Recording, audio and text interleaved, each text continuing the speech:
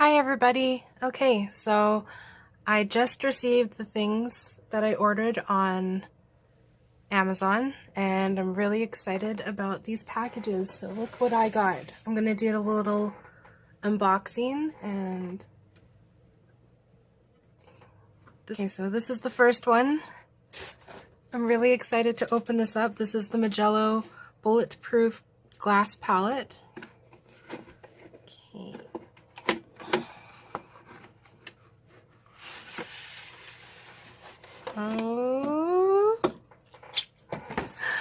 Oh my god! Here's the front. It's looking good. Back. There's some stuff on it.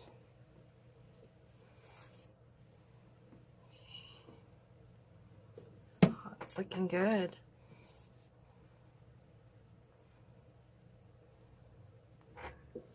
Okay. Oh. Is that normal? Yeah, I guess so. That's interesting. It's not silver there. Oh! That's tight. Oh my god! Oh! I don't know if you guys can see that. But it's white, but it has a layer of plastic over top. It looks really pretty. So this is the one that I bought like 3 of these. And look how look how tiny it is compared to this one. It's so tiny. Look how tiny it is.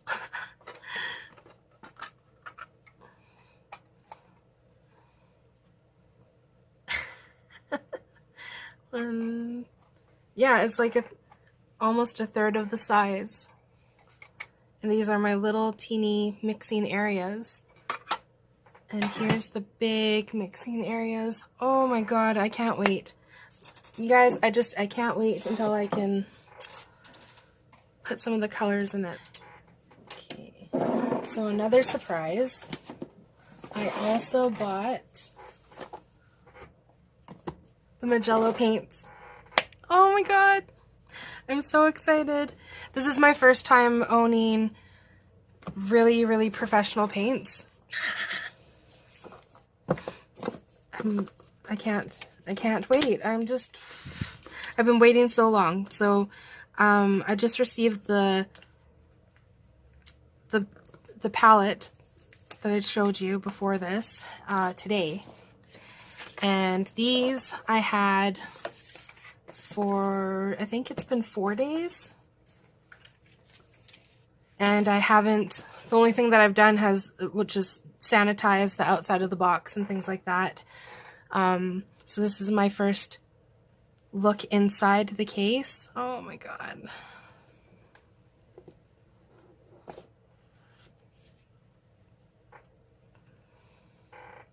Okay. So, English, where are you? Okay.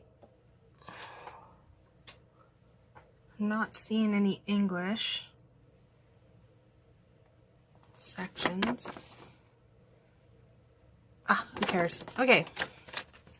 Let's see what this is. Ooh. Oh. Oh, this is great. So this is, oh, so pretty. Okay, so here they printed out some of their own swatches that they did. Okay. Let's see. Color uniformity, exceptional solvency, non-toxic and non-chemical additives. Oh, I like that. So good. Cadmium-free cosmetic grade preservatives. Okay. Yeah, so this is supposed to be non-toxic and no hazardous materials. Has this little cloth. Oh my god, here they are! Hey guys, I thought I'd pop in with a voiceover just to kind of explain that I started this video back in May and I lost a lot of footage, so it kind of delayed my activity for this video and I really forgot about it. Yesterday I was doing some filming and I came across the clips and I thought to myself, let's get this video done, let's wrap it up. So I'm working on this video yesterday and I managed to pretty much complete it. I was going through its last looks and final cuts and I deleted the video. Like, I couldn't believe it. I started thinking, does this video even want to be made? And yes, it does. So I pushed through and I recut the footage, which was like rough cuts of hours and hours of footage. But I did it because I really wanted to share this process with you. I started swatching these colors and they are so vibrant, popping colors. And I don't know too much about traditional watercolor paints, but I think the color selections are more toned down, which doesn't make it bad. It's a matter of preference. And I've seen other artists use paints where as soon as you introduce them to water on the page, they seem to disperse and flow. With these, a lot of the pigments did not. You kind of have to like mix and push them around in the water, which isn't a bad thing, but maybe it's a characteristic that you would want to know about. Swatching allows you to see how the colors look next to each other, and that helps you to plan how to organize them inside your palette.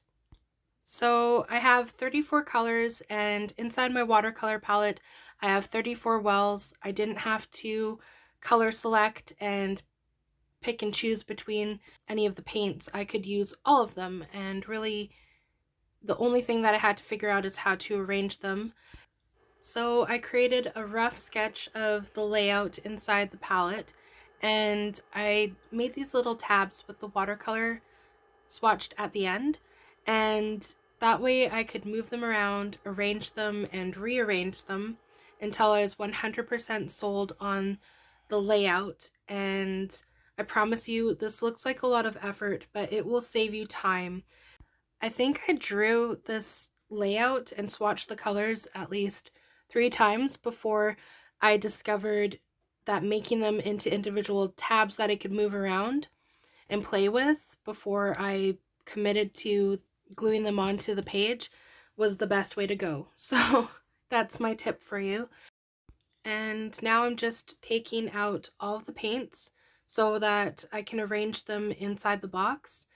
And that way I won't have to look around for the individual paints when I go to transfer them into my watercolor palette.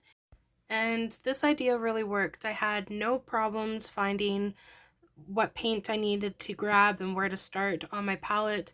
Actually, all I really needed to do was just grab paint from the bottom right side of the box and start putting it into the palette on the right side and work towards the left side. And as soon as that bottom row was filled with paint, all I had to do was work on the top left side of the box and put paint into the top left side of the palette and start working towards the right side. So it was really simple. It actually, trying to explain what I did is harder than what I actually had to do. So next I'm going to jump into my current palette and what it looks like today, and it is very used and beautiful. And I wanted to explain my color selection because I lost that footage. So here I'm showing you, I selected all these blush tone reds for skin, and then it moves into like red browns, black, then it goes into like neutral browns, yellow browns, orange, yellow orange, and then it goes into a yellow ochre is the last color. So I did this because I wanted the bottom portion of my palette to be where I was able to mix skin tones. That way I can leave a lot of the mixed paint and let it dry and really use up every last drop of that paint, because this might not seem like a lot of paint on the palette, but when you add water and reactivate it, it goes a long, long way. So every drop counts for me. So in the middle, I use that space for mostly mixing dark skin tones and shadow tones. Then on the left side, I do lighter skin tones, and then the right is like blush tones. Now, I don't really use orange a lot of the times for my skin tones, but just the way that I'm laying out the paints, it just made sense to put the orange tones there. That way I can use the mixing area above it, and it stays in like a warmer section of my palette. So in the top section of my palette, I started with the yellows, and then it branches into greenish yellows, and then there's this bright lime green, and then you start going into like the bluish greens. Then I have all of my blues, and it goes into a purple color, a red violet, and some magenta colors, or fuchsia, I think. And then my last color is an opera pink. It's such a fun color to work with. It's definitely one of my favorites to use.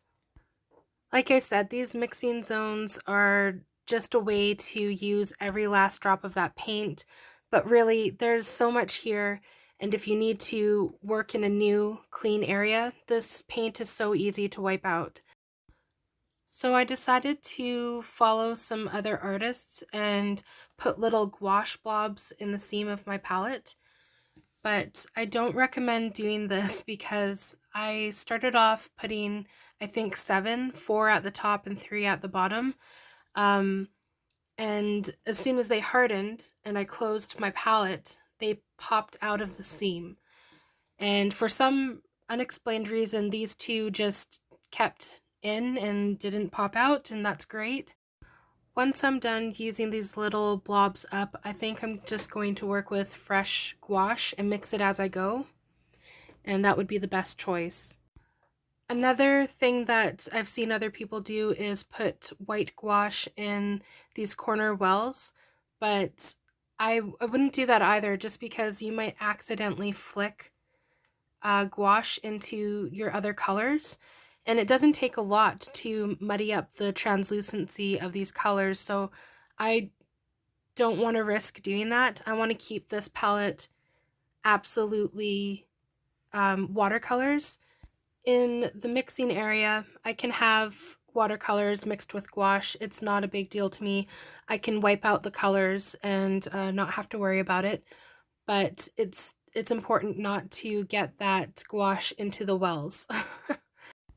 Most of my experience with gouache has been working with skin tone colors, but I've started using other watercolor colors and mixing it with the white gouache, and here is some art that I did.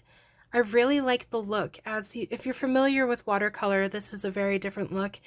These are more opaque, and you can kind of paint like you do with acrylics or oils, where you can go from dark and build up light layers over top.